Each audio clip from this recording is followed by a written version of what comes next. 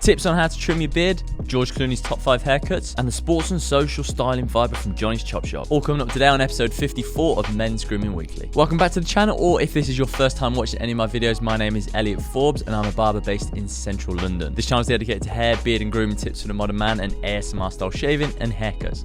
So if that's something you're interested in, please consider subscribing. So as you can all see, new location. It's not 100% ready, but it's functional enough to be able to record some videos. I've done a few haircuts in here this week, so it's nice to be in here. As we can see, we've got a nice little bit of the backlight in here. We've got a little bit of greenery. There's going to be a full tour going on the channel once it's all fully finished and really fully functional. As you might be able to sort of see here, it's not plumbed in, so there's no actual running water or anything at the moment, but this weekend it will all be sorted and yeah, looking good, I think. So this week's product of the week is the Johnny's Chop Shop Sports Social Hair Styling Fibre. Supposed to be endurance hold, humidity resistant. This is a great product if you're after something that's very on the matte side, has a very dry look to it. So if your hair is on the greasier side, or if it tends to look like it has a lot of shine to it, this is great at combating that. When you put it into the hair, it definitely looks like you've got product in the hair and gives it a nice bit of separation, but it's not overly heavy in terms of the way that it looks. It has a really firm, strong hold. I found that it lasts throughout the day. I found that if I wear it one day and then I'll go to the gym the next morning, whilst I'm working out, it's not all running down my face. It still keeps a nice shape to it. So it definitely has that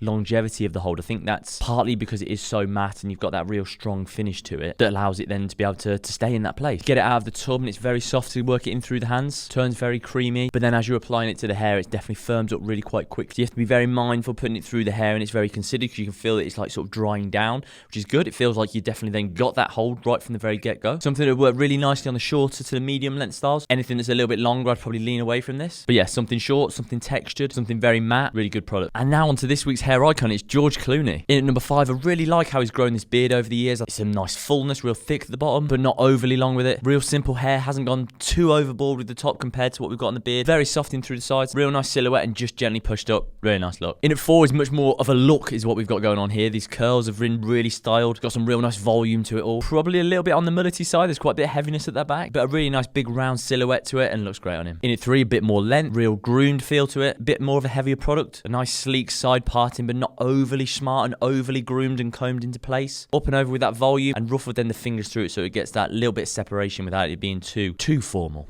In at number 2, this is a look which I really think of when I think of George Clooney as I was growing up. Clean shaven, swept back on the sides, a nice clean side parting, a little bit of a gel or a little bit of a waxing through there to give that nice groomed, combed effect. Very elegant, expensive look and yeah, really good on him. And in at number 1, something really simple. The length on the top and the sides is not too dissimilar. Really textured, broken up. Very simple for it to just push up or just have it worn forward, and both look really cool with that. Looks really well on him. A nice groomed beard, some nice fullness in the moustache area, but not overly sharp lines, nothing too contrived. Really great, expensive look on him. And today's question is, I've just started growing my beard out, what tips do you have for trimming it? So there's a couple of problem areas as it starts growing out. Problem area number 1 is the sideburn area. So obviously as you're growing it all out, it all grows at the same length, but the length that you want and the good length is all on the chin. Sideburn areas, these grow out, it makes the face look really fat, looks really wide. So first off, we need to trim that area down. So take it at the shortest point, sort of in the mid-ear area, and then gradually blend that down into the length that you have on through the chin and the jaw area. Working then downwards from here, you've then got to think about the cheek line.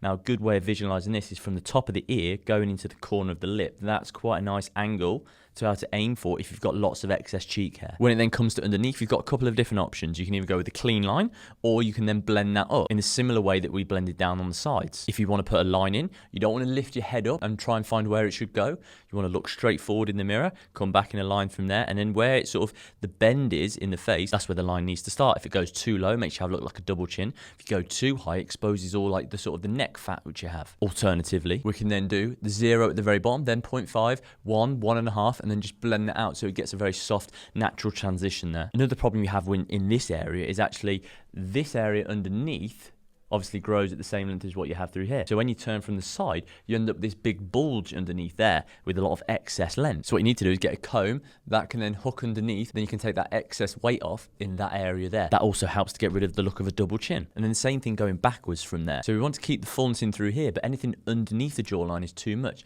So you want to get the comb, that then hooks under and rotate it out. Anything then that sticks out in this area, you can then take that off with the scissors, take it off with the clippers. That gets rid of a load of the bulk and the weight underneath, which is all excess. If as it's getting a bit longer on the sides, you can then start pulling this hair back and then cut that on where the natural line of the beard growth is. So you can go from a straight line coming down from there. So anything that sort of goes past this line, that can all be taken off as well. Moustache area, comb that down, trim it to the lip line, gets rid of all like the spider legs over it. If you then want to take it a bit shorter, the comb goes in, that then hooks straight up, and then you can just snip it off like so. And what you want to think of is that the beard length all comes from the chin. The chin length that you have, that is what determines the whole length of the beard. So actually, as it's growing out, you can take lots of hair off and think, oh my God, I'm taking this way shorter.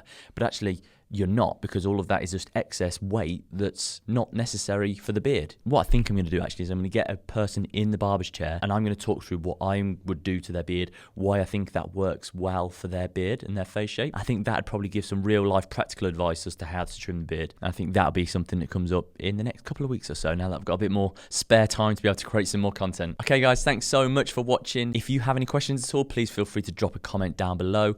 The bookings are open for this beautiful barbershop, so I'm here Thursdays, Fridays and Saturdays in Soho from now on, so head onto my website, click on the book now button, and I would love to see you in the shop at some point. Have a brilliant rest of your day. Much love, Elliot.